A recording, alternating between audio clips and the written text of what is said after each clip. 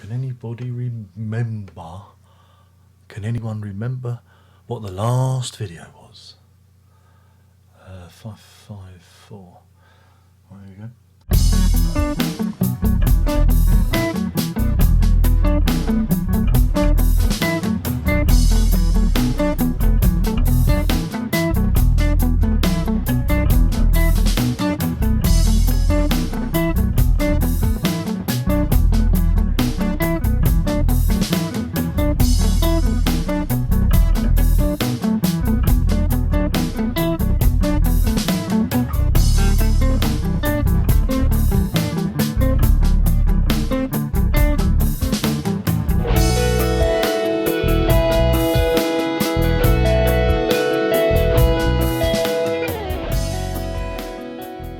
Hello, and welcome to Prog View 554. Sounds about right.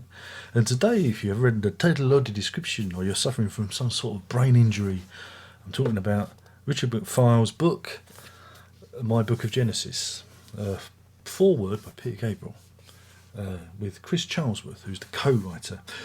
Richard McPhail, who is he? I guess you could call he was the kind of the Genesis's tour manager. You know, I mean, if you're going to use like Charterhouse terminology, I guess he was the band's fag, wasn't he? Really, he was the guy that did everything for them.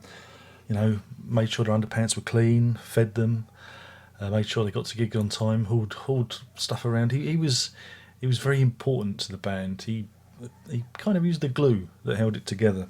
And this his biography of that kind of period. It's not I wouldn't say it's an extensive biography of his life, but it kind of covers in detail his period with Genesis, which was from about 69 to 73-ish, but he was, friends with the band. If you can hear any snoring, 'tis the dog and not the missus. I have to state that now. We have a very snory dog. So this was recently came out. I can't remember how many pages is it. It's all 234 pages. I mean, it gives a very interesting. There are pictures. Look, see, there's even pictures. Look at that, pictures and stuff. There's a couple of plates in there that you can look at. Pictures, colour, and black and white. It's quite an interesting read because, like I say, it does give an alternative perspective of the time. Of even Charterhouse, of them. The band.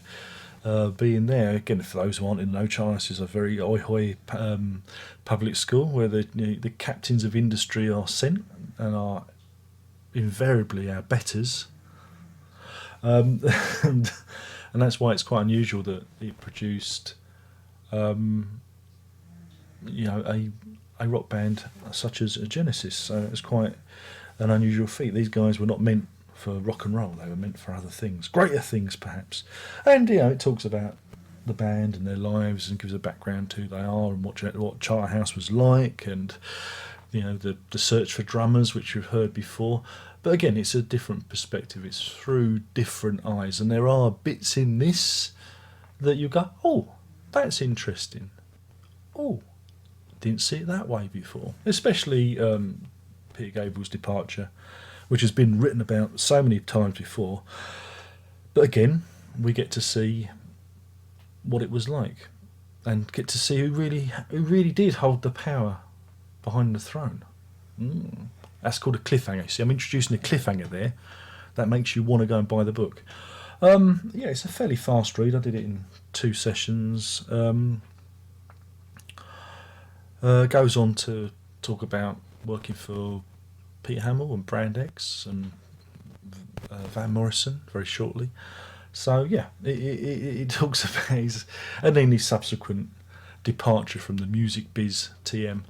It gives you a good insight. And there's also a great interview at the back of the book with Steve Hackett, which is worth it's only a short interview, but again it gives you a different kind of almost a warts and all kind of idea of the stories. So I thought it was very interesting.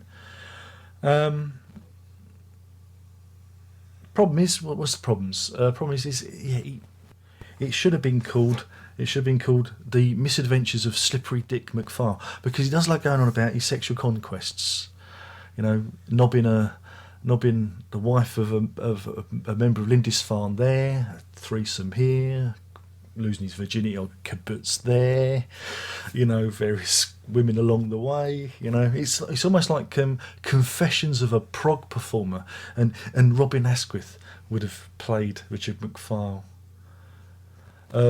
So basically the Genesis anecdotes gets in the way of his sexual conquests in a way. That's the only thing that I was like, oh, here we go again. But then, he's reminiscent about the times when he was a thrusting young man, and why not? I've always wanted to know who had my share of all the pussy. Now I know, it was Richard McPhail. I'm being crude. I've gone back down to the lowest common denominator again, aren't I? But no, if you are a Genesis fan and you really like the deep dig, it's very interesting. It does give you an insight into what it was like for them, and back in the day, covering Anthony Phillips's time and stuff like that. So being a diehard Genesis fan, it was it was interesting. It was a nice pleasant read. And again, he was at the time a very important member of the group. Even so, they mention him in was it Foxtrot, isn't it? I think he's one of the band member pictures, so he must be important. It's $14.99. I think if there might be a website out there. I mean, I will link to Amazon, but I don't think they've got it in. But if you go to his website, I think he will send you a signed copy. I wish I'd have found that website first. I got this from just like a run-of-the-mill online bookstore, because it would have been pleasant to have a signed copy from old Slippery Dick. But no harm done. Books are the only things I can stand being signed. I don't like records being signed or anything else, but books, I get that for some reason. So yeah, well worth a delve. And also there is a foreword there from Peter Gabriel himself. So what more do you want? You have another reason to buy it.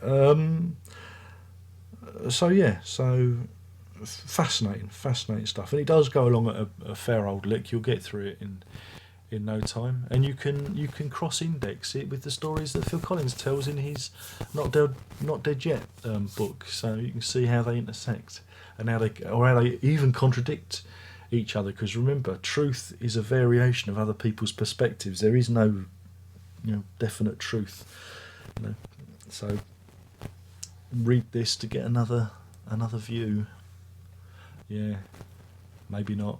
Anyway, thank you for watching. This is probably, I'm going to date the video. This is probably my last review of the year. Looking at the date, yes. Slip one in at the end. That could be his catchphrase, couldn't it?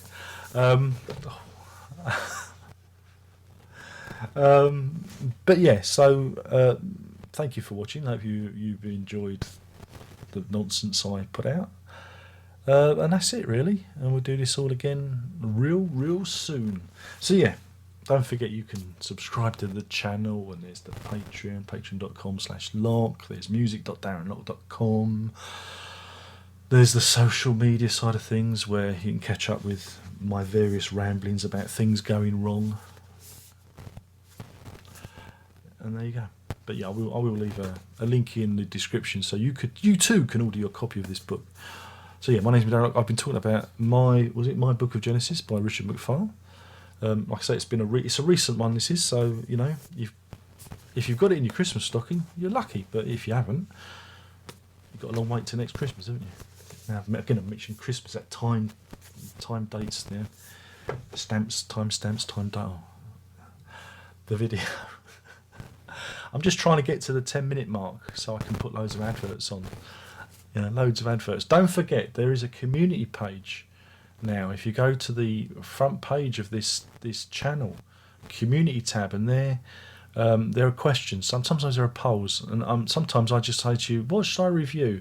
And it gives you the chance to put all your review this there rather than on the comment section. Keeps the loonies in one section, if you know what I mean. So there you go. Yes. Oh, the snoring. Can you hear the snoring?